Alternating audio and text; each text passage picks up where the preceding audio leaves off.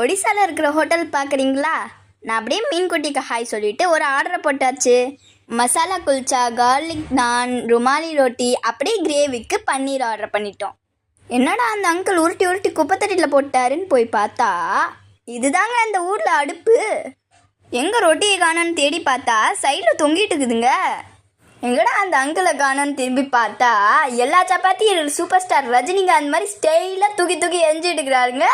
எங்கள் அம்மா நாங்கள் சேட்டை பண்ணால் அடி அடின்னு அடித்து துவைக்கிற மாதிரி அந்த மாவை அடித்து கமுத்தி வச்சு இந்த மடசட்டி மேலே தூக்கி போட்டாருங்க. இந்த ஊரில் இதுக்கு பேர் தான் ருமாலி ரொட்டியாம்.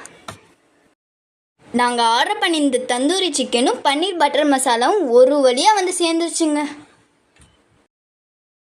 எப்படா கிடைக்கும்னு வெயிட் பண்ணி நான் தூங்கியே போயிட்டேன். அப்படியே நாங்கள் அந்த கடையில் ஒரு தமிழ் ஃபேமிலியும் மீட் பண்ணோம். அவங்க கூட கொஞ்ச நேரம் பேசிட்டுன்ட்டு ஃபன் பண்ணிவிட்டு வீட்டுக்கு போயிட்டோம்.